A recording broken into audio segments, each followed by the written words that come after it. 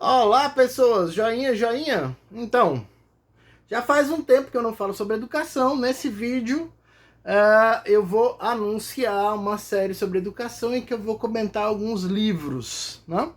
Além disso, eu vou falar um pouco sobre a nova Guerra Fria e algumas coisas que estão acontecendo pelo mundo e estão contribuindo para esta guerra. Então, rapidamente, o vídeo vai ter duas partes. A primeira parte tratando educação e os livros que eu vou tratar nos próximos vídeos, essa série de vídeos que eu vou fazer. E a segunda parte, a gente vai verificar como é que anda essa questão da nova Guerra Fria e a possibilidade dela se tornar uma guerra quente. Os livros que eu vou tratar são especificamente essas três crianças, né? Começando pelo Christopher Dawson. Antes de eu falar sobre isso, não se esqueça de se inscrever no canal, dar o seu like, comentar e compartilhar à vontade. Depois que você se inscrever, toca no sininho que você vai estar sempre recebendo as atualizações. O livro do Christopher Dawson se chama A Crise da Educação Ocidental. Christopher Dawson é um historiador inglês importante, muito importante, historiador do catolicismo nas relações do catolicismo com a história ocidental em geral. Então, a influência que tem o catolicismo, a Igreja Católica, a doutrina cristã na história do Ocidente. Tem vários livros dele pelas realizações. Este livro é um dos que ele trata de um assunto específico da civilização ocidental, que é a educação. Neste livro, assim como os livros de história dele, ele vai colocar a questão da Igreja Católica no desenvolvimento da educação ocidental e alguns problemas relativos que surgem com o rompimento dessa educação católica, da tradição católica, coisas que a pós-modernidade vem fazendo em termos de educação, né? O livro tem duas partes, né? Três partes. A primeira parte, a história da educação liberal no Ocidente. Educação liberal. Este livrinho faz parte de uma coleção chamada Educação Clássica, que entre outros está lá o Como Ler Livros. Eu já falei sobre educação clássica, que educação clássica é também chamada de educação liberal, porque ela é uma educação baseada nas artes livres. Se você der uma olhada nos outros vídeos do canal, tem um vídeo que eu trato especificamente dessa questão da educação liberal. Então, primeira parte, história da educação liberal. Segunda parte, a situação da educação cristã no mundo moderno. O Dawson sempre tem essa pegada da história cristã na história do Ocidente, né? E a última parte, o homem ocidental e a ordem tecnológica. E ele vai mostrar que parte dessa crise da educação é resultado de um afastamento dessa educação cristã, dessa educação baseada em valores liberais, liberais do ponto de vista das artes liberais e não do ponto de vista da economia liberal, tal como entendido no Brasil, mercado livre, etc, etc. Não é esse tipo de liberalismo. Que no Brasil, quando se fala em educação liberal ou neoliberal, está se falando de questões econômicas, educação voltada para acabar com a escola pública, preparação para o mercado de trabalho. Não é disso que o Christopher Dawson está falando e não é isso que eu falo quando eu falo sobre educação liberal ou educação clássica. O outro livro, que é dessa mesma coleção, Educação Clássica, é um livro do filósofo e teólogo Bernard Lonergan. Tópicos de educação, que são conferências que o Bernard Lonergan deu sobre filosofia da educação. Entre outras coisas, ele vai tratar de problemas do construtivismo, de filósofos, educadores, pedagogos como Piaget e outros, né? E vai discutir isso do ponto de vista filosófico. É um livro extremamente importante para quem quer compreender os fundamentos estruturais da nossa educação, essa educação que a gente recebe até hoje nas escolas, e só compreendendo isso é que você vai entender as questões mais críticas, por exemplo, da nossa educação, que forma muito mais analfabetos funcionais do que pessoas efetivamente alfabetizadas. Aqui no Brasil isso é ainda pior, mas ele está tratando de questões mais gerais do que a educação brasileira. Aliás, todos esses 3 livros, né? O último é este. Todos os 3 tratam de questões mais gerais do que a educação brasileira. Emborrecimento Programado é do John Taylor Gatto, que é um estudioso da educação americana, né? Sobre educação americana, eu estou esperando chegar mais um livro. Quando ele chegar, eu trato com vocês também. Mas o livro do Gatto trata sobre uma questão que ele detecta na educação moderna, é que há um objetivo claro, não de educar, não de tornar as pessoas críticas, não de fazer com que elas consigam pensar por conta própria, mas de um programa a fim de que isso não aconteça. E isso não é uma perspectiva como a perspectiva freiriana ou a perspectiva socioconstrutivista, mas é a ideia de que a escola precisa apresentar como resultado um sujeito que tenha condições de pensar por conta própria, e ela está funcionando para que isso não ocorra. É uma perspectiva conservadora, ou no mínimo não esquerdista, da educação e desse emburrecimento programado.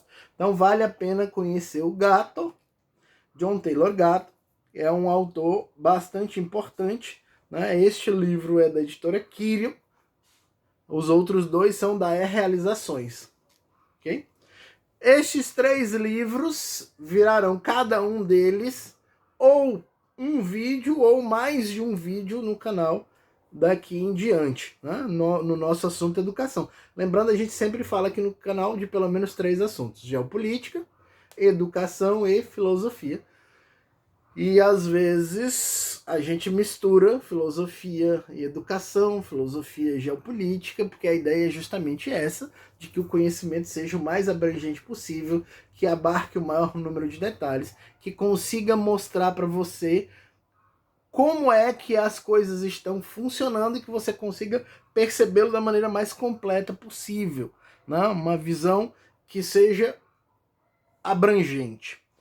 Como eu disse, nessa primeira parte eu falaria sobre os livros e sobre os próximos vídeos, mas na segunda parte eu trataria do nosso assunto, que é a nova Guerra Fria, aquilo que está acontecendo no mundo hoje e que opõe principalmente os Estados Unidos, a nação hegemônica nos dias atuais, e aquela que disputa essa posição de nação hegemônica com maiores chances de chegar lá, que é a China comunista, né? Recentemente, os Estados Unidos fecharam um consulado chinês na cidade de Houston, no Texas. Isso aconteceu pela suspeita americana, né? As agências de inteligência americana perceberam atividade suspeita, principalmente na internet, visando alcançar conhecimento sensível em áreas de tecnologia, desenvolvimento da vacina de Covid, etc. Essa percepção levou a uma desconfiança em relação ao que estava acontecendo neste consulado, e quando essa desconfiança foi percebida pelo lado chinês, viu-se uma coisa que normalmente é cena de filme: destruição deliberada de documentos, né? O consulado chinês, provavelmente com medo de uma invasão das forças policiais americanas, destruiu documentos da embaixada, queimou no quintal. Isso foi verificado por meio de filmagens, denúncias e etc. O fechamento desse consulado imediatamente gerou uma reação chinesa, que disse que essa é uma agressão inadmissível e aumentou um pouco da temperatura deste caldeirão que está se formando e que muita gente já está chamando de Nova Guerra Fria, ou Terceira Guerra Mundial, ou primórdios de uma terceira guerra mundial. Acompanhado disso, além deste pequeno fato, não tão pequeno do ponto de vista geopolítico, outras coisas mostram que há um esquentamento dessa nova Guerra Fria. Por exemplo, a realização conjunta de atividades militares entre Estados Unidos e Índia. Né? Todo mundo está sabendo que a Índia e a China estão com uma luta na fronteira que beira ao conflito bélico armado, inclusive já com mortes de soldados de ambos os lados. Né? A China quer uma parte da Índia, a Índia não quer ceder essa parte, e eles estão lá numa disputa de fronteira que pode provocar uma guerra ampla entre os dois países, China e Índia. A China se movimenta, de um lado, fazendo acordos com o Paquistão, do outro lado, os Estados Unidos, a Índia e a Austrália têm se movimentado no sentido de isolar a China, e agora, recentemente, por esses dias, os Estados Unidos deu mais este passo, que pode ser um grande indício do esquentamento da Guerra Fria, que foi a ação militar conjunta, um exercício militar conjunto entre os Estados Unidos e a Índia. Quando este conflito de fronteira entre a Índia e a China começou, tropas americanas, porta-aviões, já começaram a se movimentar no sentido de irem no que parece ser um auxílio, né, direto para a Índia, sabendo que a China é uma potência econômica de muito maior porte do que a Índia, apesar de não ter um exército já muito desenvolvido, tem investido bastante nisso.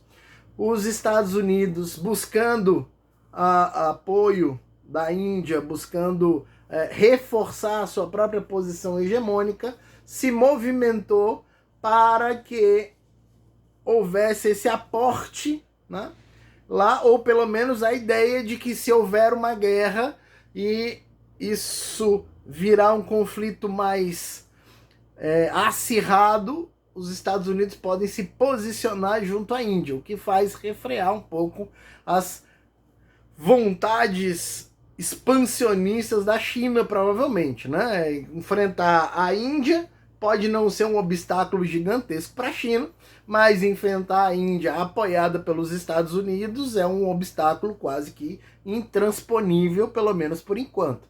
Né?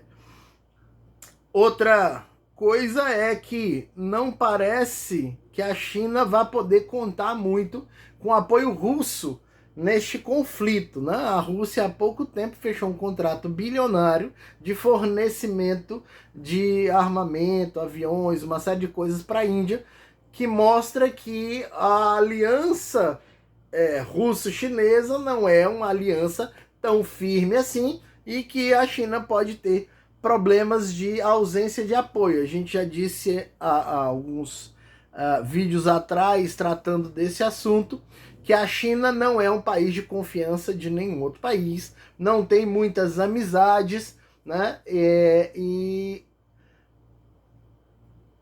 essas amizades que são, inclusive as supostas amizades que a China possui, por exemplo, com a Rússia, é altamente dubitável. Né? Então a China parece cada dia mais isolada no cenário internacional, entretanto não pode ser subestimada. Não é porque ela está isolada que está tudo resolvido, pelo contrário. Né? Pelo contrário, esse isolamento pode levar ela a se tornar ainda mais agressiva do ponto de vista comercial, do ponto de vista militar, investindo cada vez mais nisso para se sentir seguro. Né? Os amigos da China seriam, naquela região, o Paquistão, de alguma maneira, e a Coreia do Norte. Ou seja, não é lá grande coisa, mas são mais duas potências atômicas. Né? Então, esses são alguns dos últimos fatos da Guerra Fria que está esquentando, mas alguns aspectos dela que ainda são frios também estão sendo combatidos. Os Estados Unidos estão cada dia mais com o pé atrás com a formação de chineses nas universidades americanas. Hoje, existem nos Estados Unidos cerca de 400 mil alunos chineses. Os Estados Unidos estão fazendo uma série de coisas a fim de reduzir esse percentual, até porque desconfia que toda essa ida de chineses estudar nos Estados Unidos tem um objetivo claro de aprimorar o conhecimento sobre tecnologias sensíveis americanas, e os Estados Unidos não estão muito interessados que essa tecnologia seja de domínio chinês. Os chineses são conhecidos por serem exímios em engenharia reversa. Qualquer coisa que chegue na China, em 24 horas, é reproduzida com componentes chineses se tornando um outro produto. É a chamada engenharia reversa. Ele pega um produto qualquer, chega lá um iPhone na China, e eles imediatamente conseguem reproduzir isso num produto de custo menor, quase com a mesma qualidade técnica, mas com estrutura chinesa, com engenharia chinesa. Eles fazem isso com qualquer coisa. Muitas empresas americanas nunca se instalaram na China exatamente com esse tipo de medo, e as que se instalaram fizeram contratos com bilhões de ressalvas. Entretanto, se essa guerra esquentar, essas ressalvas não terão mais nenhuma validade. O vídeo está ficando grande, então fico por aqui. Acompanhem o canal. Não deixe de comentar, compartilhe à vontade. Até mais.